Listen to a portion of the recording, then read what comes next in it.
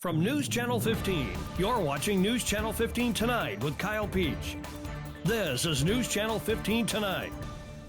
Hi, good evening, and thanks for joining us tonight. I'm Kyle Peach. Here's a look at what's going on. We begin with area court news. 48-year-old Joshua L. Bass of Louisville was sentenced in Clay County Court Monday for violating probation. He had previously been placed on 24 months probation on a meth possession charge back in December, but violated probation by failing to provide verification of a change of address and for using meth on more than one occasion during the probationary period. He was sentenced to 5 years in state prison and will serve 6 months of parole. Lawrenceville police on Tuesday arrested 29-year-old Michael Alexander of Princeton, Indiana, charging him with criminal trespass to real property. No other details provided. Alexander was taken to the Lawrence County Jail pending a detention hearing. WAKO reporting that the Lawrenceville Sheriff's Department on Tuesday arrested 23-year-old Joseph Cummins of rural Lawrenceville. He was sought on a failure to appear warrant and was taken to the Lawrence County Jail. With the arrival of spring and nicer weather, the number of golf carts and UTVs on Mount Carmel's streets increases. WSJD reports that at last week's City Council meeting, Mayor Joe Judge had a message for those drivers, saying if you haven't registered your golf cart or UTV and you're out driving, you will be pulled over and issued a ticket. The stickers are $50. They're available at the police department in Mount Carmel 24 hours a day. Be sure to take your insurance and sticker permit number when you go to get that sticker. WSEI reports the Olney City Council met on Monday approving a payment to the Sanitary Sewer CIPP for sewer line rehabilitation work. It accepted a $9,100 demolition bid from Travis Excavating for the property at 1403 East York Street. It also approved a demolition lien at 614 North Walnut and donated that property to the Olney Fire Department. The council accepted chemical bids for the wastewater plant, as well as the water plant and Musgrove Aquatic Center. It agreed to dispose of old ball diamond light fixtures from Musgrove Park. It approved an ordinance defining school zones within Olney. It approved a permit application for the Richland County Farmers Market to sell merchandise in Olney City Park. It also discussed cooperative efforts between the city and the Richland County Farm and Fair Association regarding reorganizing the fairgrounds in the city park. The council also approved an ordinance establishing wages for non-bargaining city employees and opted out of participating in the electric aggregation program for fiscal year 2025. WFIW reports that the Fairfield City Council met Tuesday approving an agreement with Lewis Scrap Metal regarding the demolition of the old power plant. Mayor Gary Moore said that it would be a cost-effective solution compared to the previous $200,000 bid for demolition, as the city and Lewis Scrap Metal working out a deal that is a win-win. Moore says the old generators and a lot of other things inside the building have some scrap value. Mayor Moore says work to demolish the building should start at the end of the week or first of next week. A new phone system from Midwest Telecom was approved by the council to replace phones at Fairfield's City Hall, as well as at the fire department and city garage. A new phone will also be placed at the police department, which can be answered by the police in case the fire department is out on a call. The cost for the 48-month lease of the new phones would be around $22,000. The city of Fairfield will soon consider a resolution to meet just once a month. That would be the second Tuesday of each month.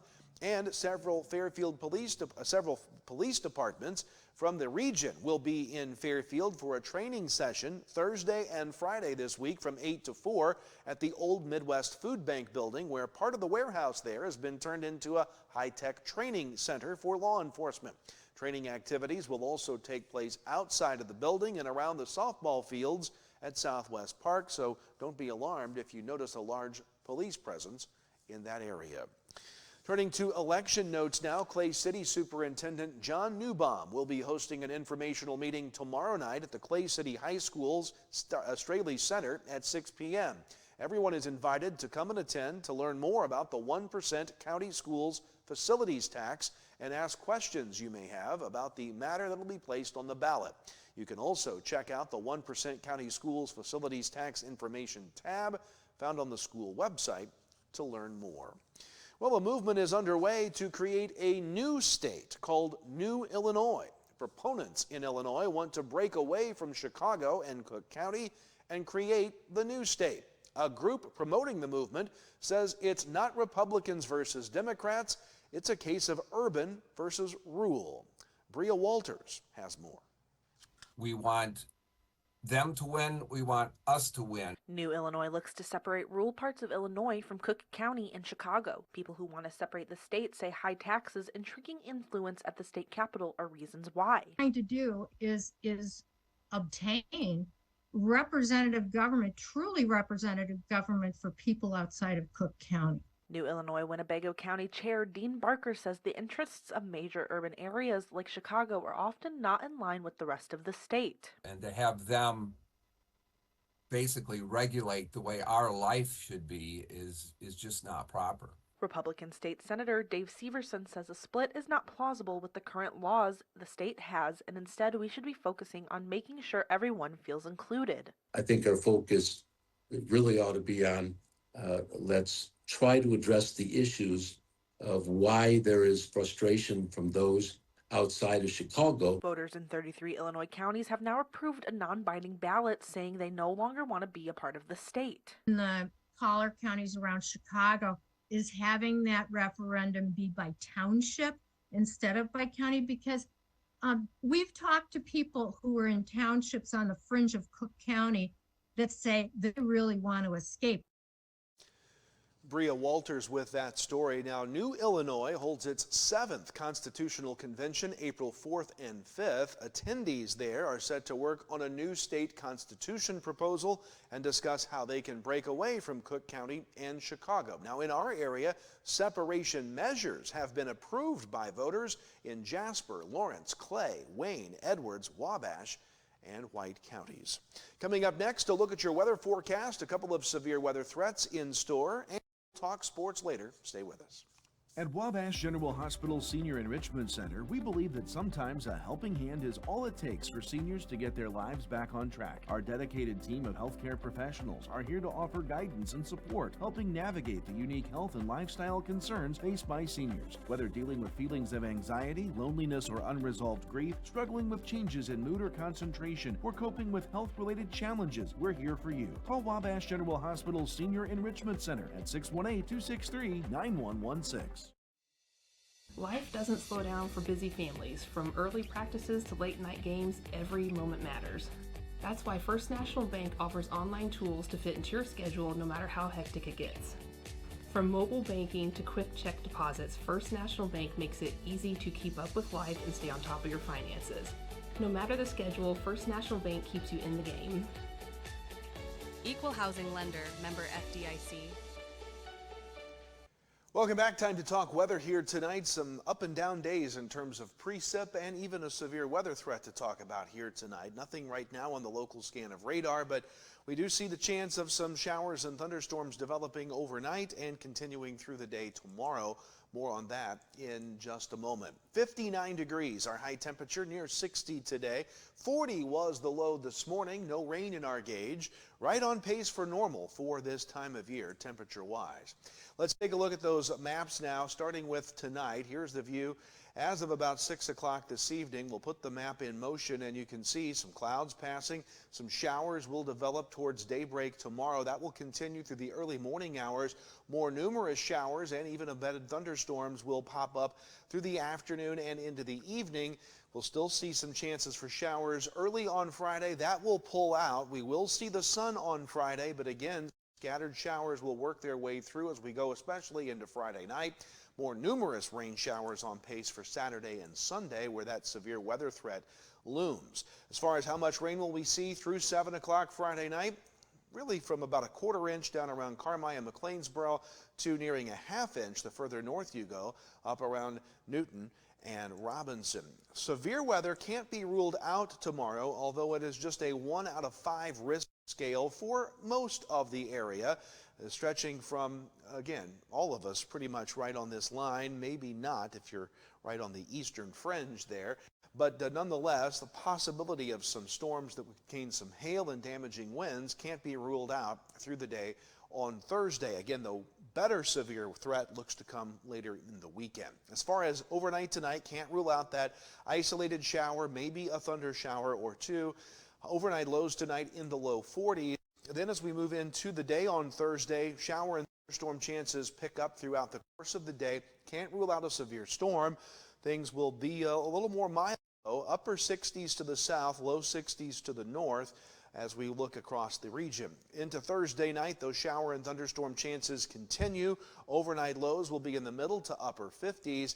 Then as we go through the day on Friday, we think that shower chance will probably wind down in the morning, probably giving way to a partly to mostly sunny sky on Friday afternoon. High temperatures Friday warming into the mid-70s. Then as we look at the extended forecast, better chances for showers and storms come at us Saturday and Sunday. Sunday looks to be the day that we could have that severe weather threat in the area. High temperatures into the 70s for the weekend. But look at the temperature drop off after the storm Sunday. We cool to highs in the middle to upper 50s next Monday and Tuesday with more clouds than sun and another chance of spring showers back in here next Wednesday. We'll keep an eye on the severe weather threat, especially for the weekend. Also tomorrow, too. We'll have that for you if necessary. Sports is next. Stay with us. Save a lot of green at Steve Faulkner Automotive. New 2024 Ford full-size Broncos. Over $20,000 off MSRP. And get a new 2024 F-150. Up to $11,580 off MSRP. See them all at SteveFaulknerAutomotive.com. Save a lot of green at Steve Faulkner Automotive. Get a new 2025 Jeep Compass with payments as low as $371 a month. And 2025 Ram 1500 up to $12,900 off MSRP. Come in today or go to SteveFaulknerAutomotive.com.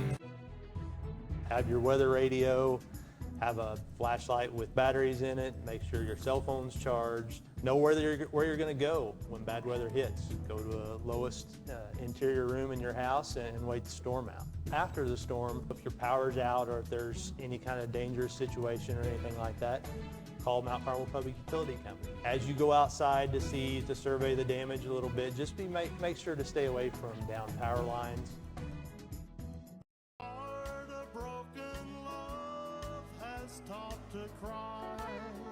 The Wabash Valley Arts Council through Heart of Texas Records presents Justin Trevino from RFD TV's Country Family Reunion, Tuesday, April 15th at 7:30 p.m. in the WVC Brubeck Theater.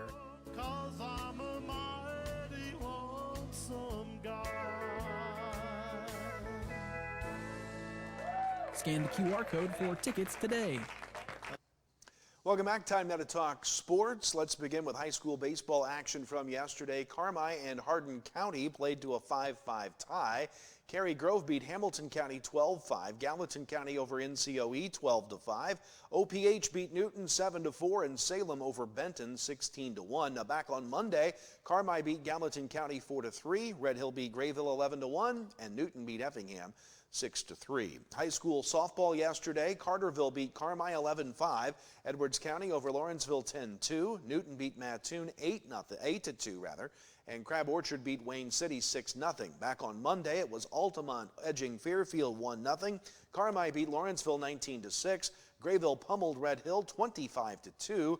Newton beat the law firm of Arthur Levington Atwood Hammond 12-1, and Salem topped T-Town 14-0.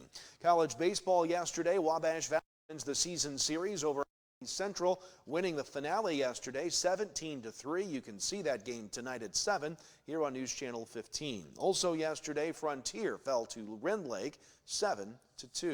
College softball action from Monday, Wabash Valley split with Spoon River. The Lady Warriors win game 1 5-2 but lost game 2 15-3.